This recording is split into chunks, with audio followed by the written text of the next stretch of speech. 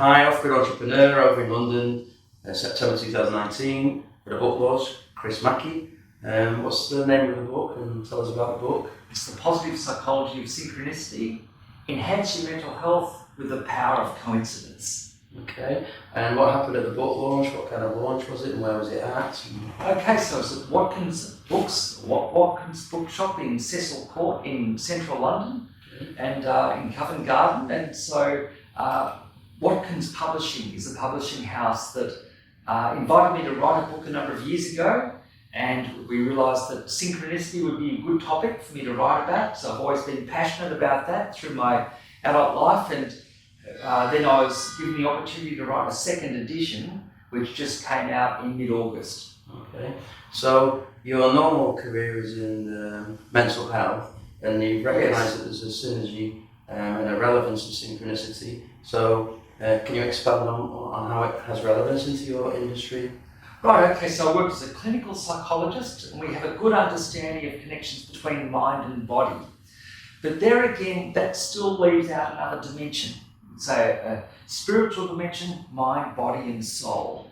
And over many years, I've found from meeting many different clients, they tell their stories. Some people have the most remarkable stories about spiritual experiences. It might be, some people describe having seen ghosts or having a sense of connecting with the spirit of someone who's died in their family or whatever. But particularly for me, synchronicity is a fascinating phenomenon, because sometimes people have amazing coincidences that happen that help turn their life around. Okay. A more dramatic example being if someone was in the throes of a suicide attempt and then something happened against all odds to thwart their attempt, and then they thought, wait a minute, I'm meant to live. And I've seen a number of people make profound changes there, and so if we don't allow for that almost mystical quality of synchronicity, then we miss out on what's very relevant to that person. So you've recognised that synchronicity is useful in mental health. How do you see that going forward in terms of changing the industry? Well, I think synchronicity is a window in it to be, that there being another dimension that you can't just explain rationally. And it turns out that just over 50% of people in all the continents who've been surveyed on this believe in some kind of paranormal phenomena. And there are indications about 40% of people would believe that synchronicity is a genuine kind of phenomenon. So there are many people who believe that amazing meaningful coincidences suggest that some things unfold in a way that seems meant to be. Like there's a higher organising force in the universe. So I think that synchronicity is a way of tapping into a spiritual dimension, including for people who are not religious. About 25 to 30% of people would describe themselves as being spiritual but not religious. For those people, synchronicity can be a way of tapping into this other spiritual or soul dimension that we know has benefits for physical and mental health if people have a spiritual dimension they acknowledge in their lives. So you're a friend, or at least you know quite well, Martin Seligman, who innovated positive psychology, and you're looking at a branding for this effectively, which is positive psychiatry. Can you explain what the difference is between those? Okay, so when positive psychology came out, I thought there was a very exciting development. I thought there was quite true, as Martin Seligman said, that a lot of psychology focuses on the negatives like anxiety or depression and trauma. And I thought that he was right in saying, let's also explore what helps bring out the best in people, even if people are travelling pretty well. So look at the positive pole of well-being rather than just the negative pole. But in the early days of positive psychology, I also thought, well, for it to really have an impact in the mental health field, there are a couple of other things. The most influential people in mental health circles, certainly in public mental health, are psychiatrists. Psychiatrists are directors of the services. In a sense, they run the show generally. Until you get the psychiatrists on board with a change, then basically I think that mental health services will still be run in a pessimistic way, meaning we look at people having problems as resulting from a certain kind of illness that's biologically and genetically based and that they need medication to improve that. This is a model through our mental health services which is pessimistic, so it says that there's a permanent cause to problems, having faulty genes. It's a pervasive cause, meaning these genes cause a biochemical imbalance, which presumably applies in any area or sphere of your life, and it needs an external fix, medication, rather than being able to influence it internally. That's a pessimistic model. I think that needs to change. So you need psychiatrists on board. So we need what we might look at as positive psychiatry, but also the root word of, well, psyche in psychiatry means soul. So psychiatry technically means soul doctoring. And psychology technically means study of the soul. But there's not much soul in psychology, even less in psychiatry. So I think that to talk about positive psychiatry says, let's get back to soul doctoring, not just to focus on medication. And I suppose the further thing is psychiatry is typically a more biologically based discipline than psychology. Now, positive psychology now incorporates a whole lot of research on genetic functioning and epigenetics and biochemical functioning, the impact on our brain chemistry of different kind of interventions or habits or ways of looking at things. So psychology, positive psychology has got a more biological component, but in the early days I thought you need psychiatrists on board. We need to emphasise the soul more, the psyche and soul doctrine, and we need to look at things at the biological level as well. Hence, we need a positive psychiatry as well as a positive psychology. If I'm going to be cynical about this, the sort of multi-billion-dollar industry in terms of pharma and the fact that there's a vested interest for them to promote the chemical solutions, you're going to be up against that kind of issue. How do you see that as a challenge, and how will you overcome that challenge? Well, to me, the thing is to go to people directly and appeal to people directly who are either experiencing mental health difficulties or people who look to enhance their mental health and well-being. And basically, drug companies are never going to support changes that lead to people realising that they don't need drugs as much. And so drug companies aren't going to take too kindly to some of the messages that I might give, which are in our practice when we look at good outcome evidence of people who we see for depression who are prescribed medication and those who are not prescribed medication. Those with major depressive disorder, the third of them who are not on medication in our practice recover just as quickly and just as well as the 2/3 who are also prescribed medication. So that shows that we think in many situations, medication is not necessary to recover from depression. Actually, it's often neither sufficient nor necessary. We think that cognitive behavioural therapy is a more reliable way of helping alleviate depression, especially because you get less relapse when people finish the therapy. Because if people discontinue medication, you tend to get more relapse.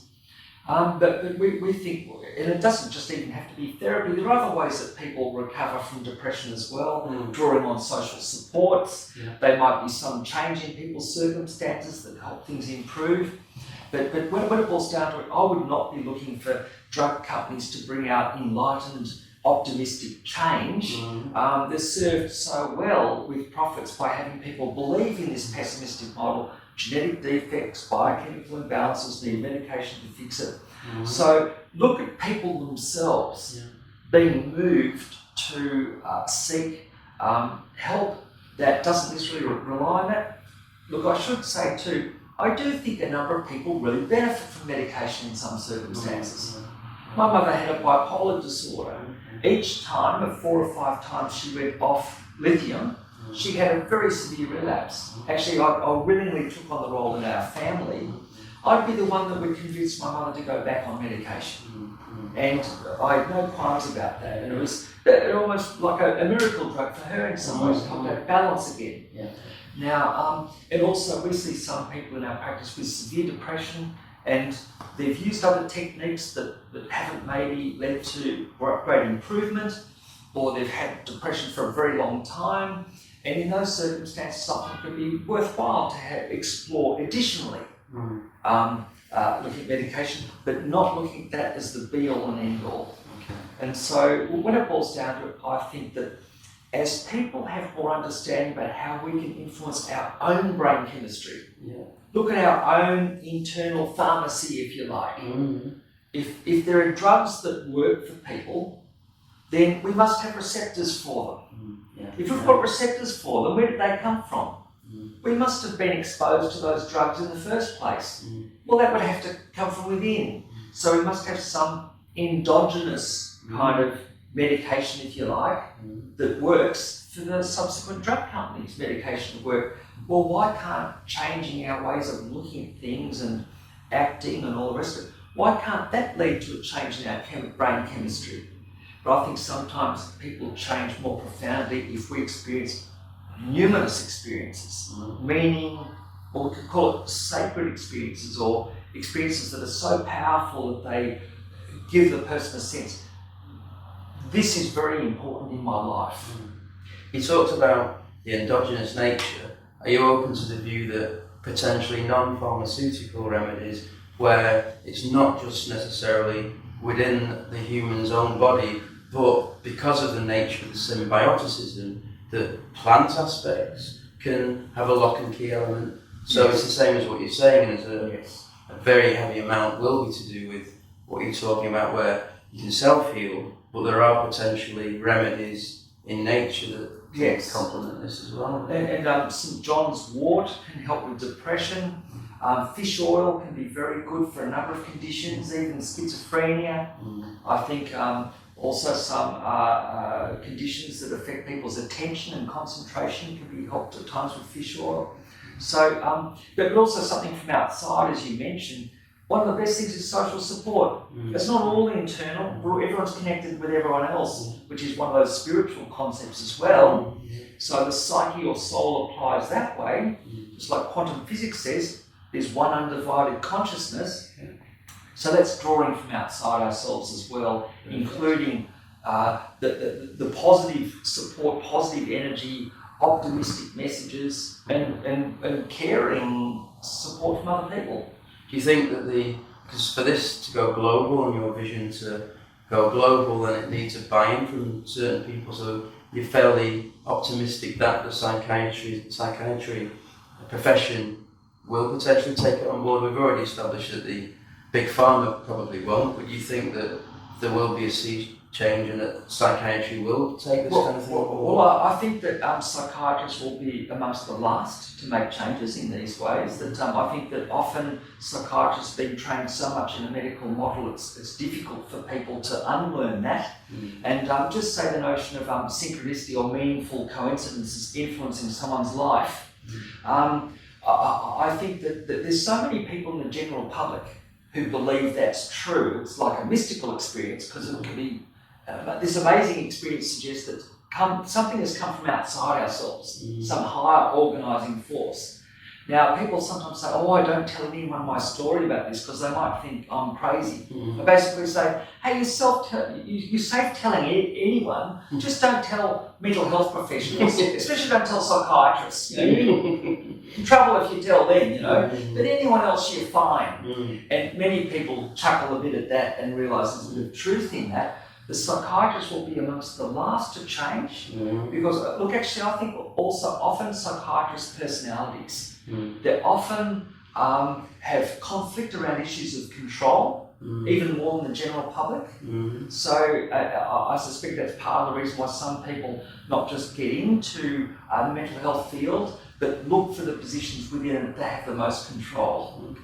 And so I think there's an element of that personality-wise, but I think that if other people find models of healthcare, mental health care that acknowledge a spiritual dimension enormously helpful, then psychiatrists will come to the party as well. Can I emphasise too, my interest in synchronicity, the term was coined by Carl Jung, a psychiatrist. So the book I've written, The Positive Psychology on Synchronicity, is really acknowledging the legacy of a wonderful psychiatrist who's done as much to influence people's positive mental health as anyone who's ever lived, I think. So look, I'm not just out to bag psychiatrists here, but there is a cultural aspect of the way people are taught and the roles that they take on that interferes with the capacity of most psychiatrists to see the world as it is, which is not just mind, body, and soul. Okay. Something interesting in your book was one of your approaches. So, as you know, with say bipolar 2, you've got celebrities like Catherine Zeta-Jones from this. So with the bipolar 2, one of the symptoms, if you want to call it a symptom, is enhanced synchronicity. Yes. And interestingly, you actually put yourself into that state voluntarily. Yes. Do you want to talk about how that happened and what the results were? And you, in fact, are you able to go in and out of that state? Or? Well, I was at the time. It was a time around 15 years ago when my mother was dying, where I faced a most challenging combination of challenges, extraordinary challenges that I can't explain here because they relate in part to family challenges that there could have been at the time, family stresses. But funnily enough, a week before I learned that my mother had a terminal illness, cancer, I had made a confession to my colleagues spontaneously in a group supervision session, wondering why these words tumbled from my mouth. I said to my colleagues that I had thought that at some times in the past I might have managed with certain untoward stresses, like very heavy exams or something like that, by deliberately inducing a hypomanic state to help me deal with that. Now, I mentioned a hypomanic-like state. I wouldn't necessarily have used the language or definition hypomanic for it. It's just a different state. I could think quicker, I didn't need as much sleep, I would be very focused in what I was doing, could be have a high level of activity and energy. Usually felt quite good while this was happening, very, very focused. And there were circumstances when I learned that my mother was dying, also a psychologist had left unexpectedly that week, and so I was going to have to take up a lot of their work for them for a very brief period of time at least. And I thought, wait a minute, I've just said to my colleagues, I used to do this maybe. I'm like, why did I say that? And that night I thought, I maybe said it because I'll never have to do that again. Things are settled in our work and family life, and we've got, this new psychologist who's joined us that's going to make things easier. Well, within a week, I found out my mother was sick and dying. The new psychologist had left. I'm back in this situation, so I think, well, wait a minute, maybe I'm going to need to do that again.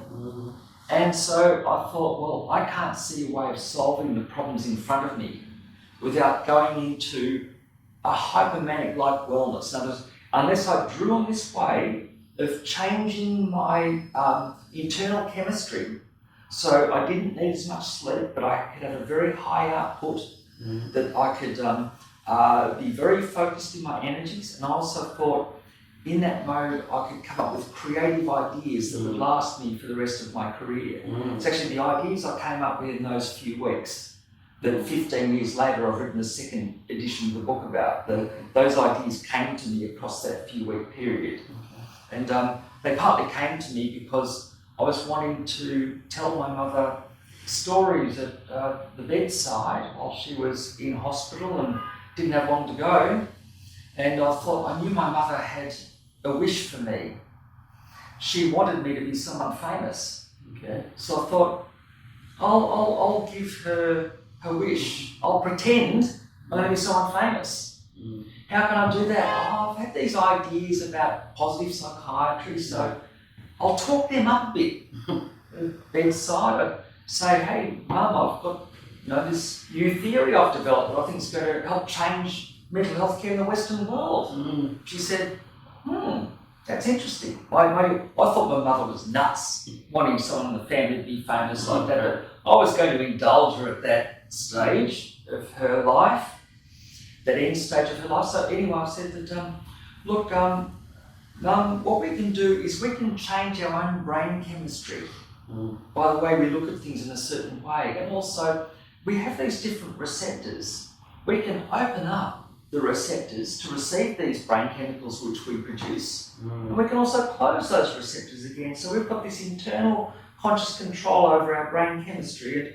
And if medication works for people, then there must have been some prior internal medication, because why would we have receptors otherwise in the first place? So I started to say it was to try and pretend to my mother, like something good enough to be famous. And halfway through these stories, I started thinking, wait a minute, maybe there's something in this.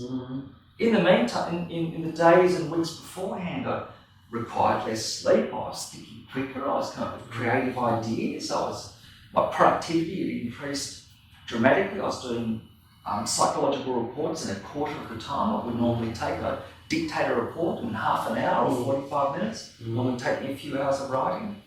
So with this, I started to think, I just had it in the back of my mind, there might be something about this. And I refer to that phase as what I call doing a dayless. Because I felt that I needed wings to help deal with the challenges to do things more effectively and quickly and all the rest of it. So I thought, well, wait a minute. Maybe this hypomanic-like illness or wellness, I'm looking at rather than illness, which is defined by problems. I was looking at positive outcomes, less sleep, more creative ideas. I wanted to introduce something which is like a hypomanic-like wellness, which I thought was doing a dayless. Do you want to do an Icarus? I didn't want to fly too high, close to the sun, and then come crashing down. But people talk about Icarus crashing and being killed. Why don't people talk about dayless? He flew and achieved the miraculous and survived. Just be tempered about it. Tim Ferriss talks about the difference between distress and eustress. Eustress, euphoria. Yes. And it sounds like that phase you were in could have, to some people, looked like you were in some kind of stress mode, but I'm guessing that for you felt like a good experience. That's very astute, because if people are experiencing mental illness, like I had 20 years earlier with severe depression, I felt absolutely dreadful. It was the most extreme form of distress. But in terms of how I felt at the time with doing a dayless, with that, it was quite different. That was my affect was quite normal kind of thing. Maybe even slightly more on the positive side, but no, it felt to me normal at the time. Yeah, but it helped me achieve all the goals I wanted to achieve.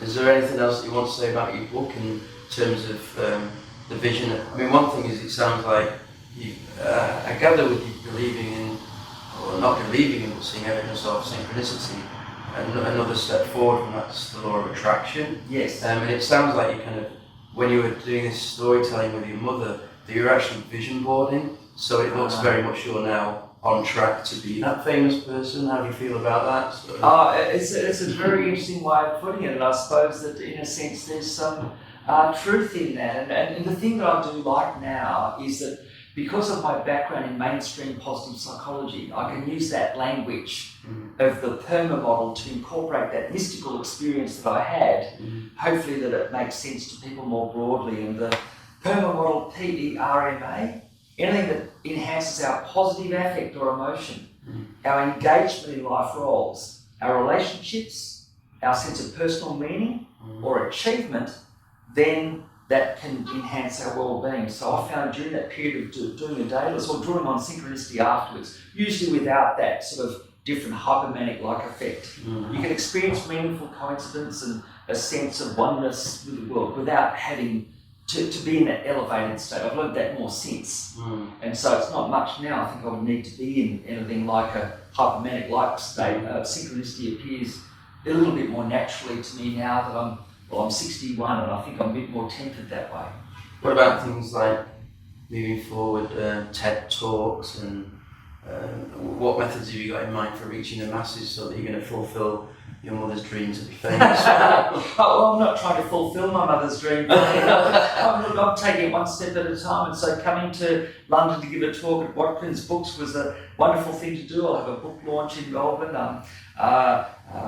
My son Rowan is a digital media manager through our practice, and he's helping disseminate the information out there. So I'm taking one step after another, and things can develop how they will. But I will be doing more workshops, and we'll be getting more information on the net, including the Chris Mackey Psychology YouTube channel and our website at www.synchronicityunwrapped.com.au, and a lot of information about mental health resources in our mainstream work at chrismackey.com.au, and that's Mackey. And so just disseminating information, including on the web, through things like this. So really appreciate the opportunity today, Matt. Thank you very much. Cheers. Thank you. Cheers.